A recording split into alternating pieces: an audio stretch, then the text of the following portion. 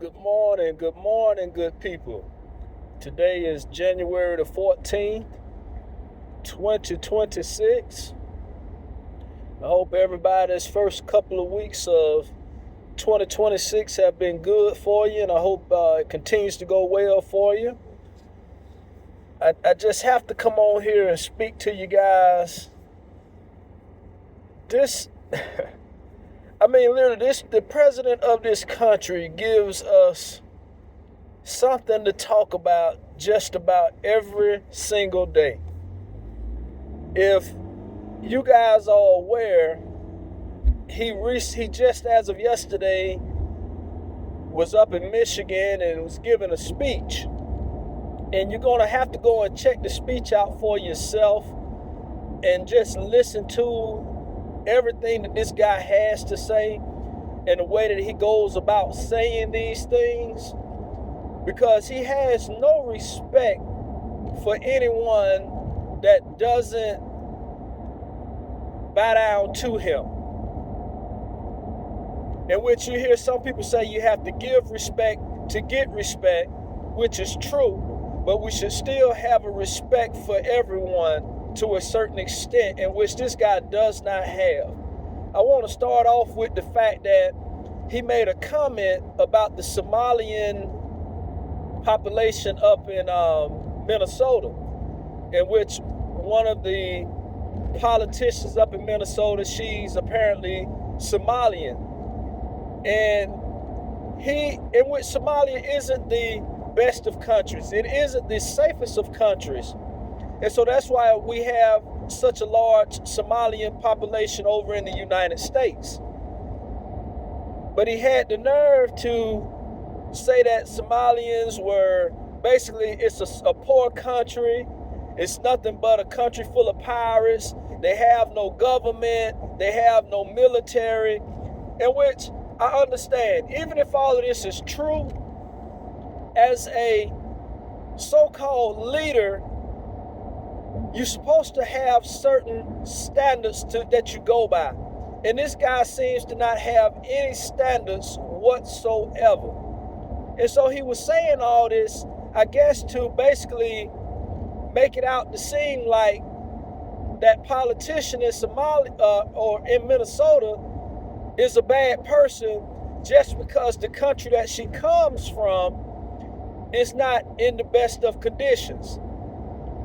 In which that's a terrible assumption to make about anyone, because there are so many people that have been brought up in the United States that have come from harsh conditions, and they turned out to be some of the best people in society. But he tried to use the fact that she's from Somalia and the conditions in Somalia makes her a criminal and a bad person. That's strike one. In which anyone with any type of common sense listening to him would have immediately condemned the comments that he was making. Another statement that he made, this is coming out of Minnesota as well, in reference to that young lady that was shot and killed by the ICE people up there. So he basically said that she was a bad person, that she was a part of some type of group that is ganging up and attacking ICE, and she's anti-American, or she was, I should say, and that she was basically a homegrown terrorist and all this nonsense, right? But in the same statement, he was talking about Iran, and he told the Iranian people to continue to fight and to overthrow the government in Iran. So just hear me out. If that's not contradictory, I don't know what a contradiction is. For one, you're sitting here saying how terrible the lady is, or was, I should say, and that she basically deserved what she had gotten. But then you turn around and you tell the Iranian people to continue to fight and try and overthrow your government. So let's look at it from this perspective. If the people in the United States decided to rise up against Donald J. Trump and try and overthrow the government here in the United States, we know what would happen. The military would be called in. All of these people would come in, and people in the United States would be getting gunned down in the street, just like that lady who was shot by ICE was gunned down in the middle of the street. Because we all saw what happened in Minnesota. And we all saw that that lady was not trying to run over that ICE agent. She had the wheel turned all the way to the right, meaning that she was trying to avoid running over anyone. But he has the nerve to tell the Iranian people to overthrow their government, meaning that that's going to cause thousands of Iranians to lose their lives behind trying to overthrow the government over there. And he was the same person a couple of weeks ago saying that, well, if y'all start gunning down innocent people, Iran, over in your country, then that's going to be a problem. Basically saying that the United States would step in if the Iranian government gunned down innocent people over in that country.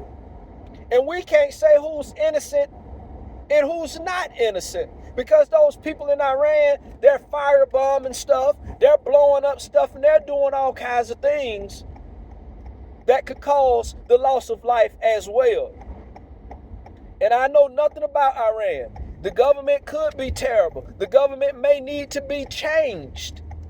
But we know when you go in with violence, violence typically begets more violence.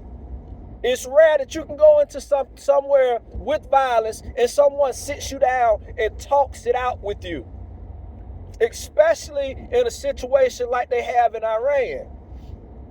So how can you make a statement, Donald J. Trump, to the Iranian government saying that, well, if y'all start killing innocent people, then the United States is going to step in, but yet you tell the people to continue the violent protesting that they're doing? Because you cannot overthrow a government with just conversation for the most part. In order to overthrow a government, that means you have to come in with your fist up, ready to fight, ready to lose your life. Meaning that there's going to be thousands more Iranians killed, because not just because of the statement that Donald J. Trump made, they're going to fight anyways. But he is a walking contradiction, is all I'm trying to say, y'all. And if you didn't understand that when he was speaking, I hope you understand that now by me breaking this down to you. And like I said, in your own country, Donald J. Trump, you're basically agreeing to the ICE agents and other personnel, safety personnel, to shoot people if they feel like their lives are in danger. But yet you want to go over in Iran and protect the Iranian people, but you don't want to protect the people in your own country. Donald J. Trump makes no sense whatsoever, y'all. And like I said, we see it over and over again where the people that supported him are now turning the other cheek and walking away from him. And some people are using the excuse of, well, because he didn't want to release the Epstein files as far as the followers of him, the reason why they no longer want to support him. But whatever that reason is, they're waking up to the truth that this guy at no point in time had their personal well-being in mind and had America first. It's Donald J. Trump first. And like I said, you need to go back and listen to that speech that he had in Michigan, where basically he was saying that he is always right. And how anybody that says anything differently, they're crazy. And he's quick to call people names. And then not only that, at the end of that speech he had given, someone in the crowd spoke out against him, saying how he was basically protecting these pedophiles and these sex traffickers, in which he is, because we know that he was one of them. And not only that, they want to bring Bill Clinton into the courts, but they don't want to bring Donald Trump into the court for the same things that both of them guys were doing. We see Bill Clinton in photos and all this kind of stuff with Epstein. We see Donald Trump dancing, pointing at girls, and all types of photos with Epstein. They have the records of Donald J. Trump being on several flights. It wasn't one, it wasn't two, it wasn't three. He was on several flights with Epstein and that Maxwell lady. So there's no way on God's green earth that Donald J. Trump isn't as guilty as Bill Clinton is. Both of them are more than likely guilty. I don't care about a Democrat or a Republican. If you have enough in you to take advantage of young girls or young people, period, or anybody, you should be persecuted and prosecuted to the fullest extent of the law. And that goes for Donald J. Trump. And so when they brought up, and I'm going to go back to what I was initially talking about too, but when this lawyer, whoever this guy was yesterday, brought up the fact that they were filing charges against Bill Clinton, one of the reporters asked him, well, what about Donald Trump? And you could tell that he really didn't have a good answer for that question that reporter asked him. Oh, well, Donald J. Trump has answered every question that y'all asked him about Epstein. Every day, someone's asking, we didn't ask you that, sir. We're asking, why isn't Donald J. Trump being brought up on charges just like Bill Clinton and Hillary Clinton is being brought up on charges?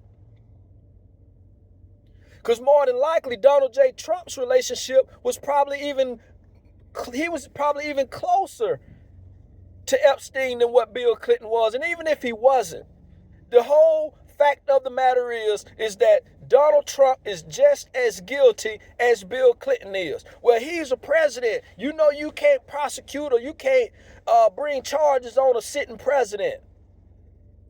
They're so full of it, y'all. They're full of it. They're covering up for Donald Trump, but yet they want to bring up the fact that Bill Clinton was there and they want to bring charges on him. And they came out as if the American people were going to cheer for the fact that Bill Clinton was going to have charges filed against him. Not even thinking that we were going to ask, well, what about Trump? Because he's a part of it. But back to what I was saying, how the guy at the speech called him a pedophile protector and all these other things, right? And Donald J. Trump's response was, F you. And then after saying F you, he shot a bird at the guy. And we're talking about a man, or a so-called man, that is 70 plus years old, y'all.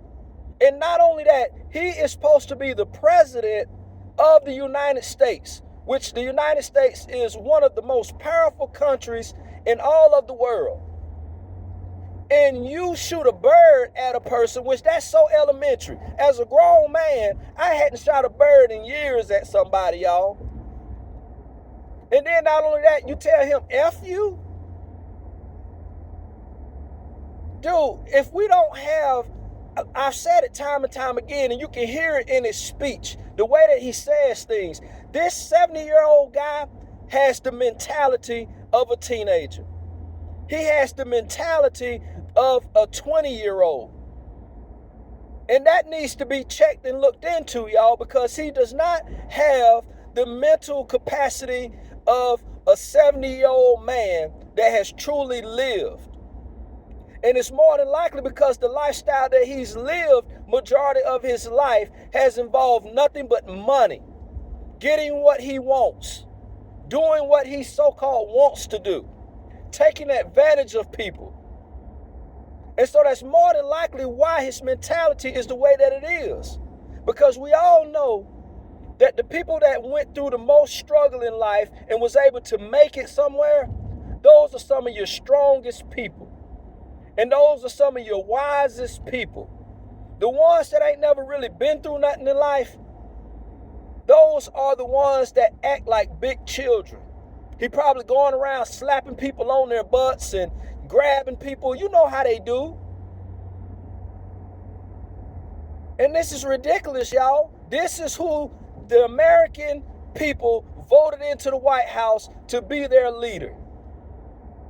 And if you want somebody to lead you with a mentality like that, that shows what type of mentality majority of the people in this country have.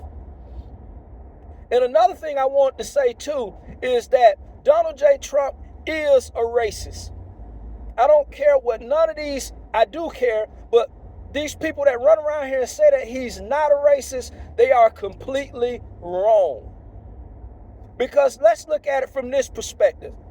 As a black man or a brown man, if I always stereotyped the white people and said that it's the white people that do this, the white people are like this, the white people are like that, they would outright call me a racist. And that's what Donald J. Trump does. He calls every Hispanic person a drug trafficker. He says that every Hispanic person is part of the cartel, that every Hispanic person is a criminal and a murderer. And he's saying the same thing about the Somalian community, y'all. And we know that's not factual. I work out in Lawrenceville. Lawrenceville has a huge population of Hispanics. And these Hispanic people out here work their tails off, y'all. They're building homes, new homes after new homes in Gwinnett County. And I see nothing but Hispanic people out here working their tails off in order to make an honest living. And you have bad people in every single race. And Donald Trump is a bad person in the white race.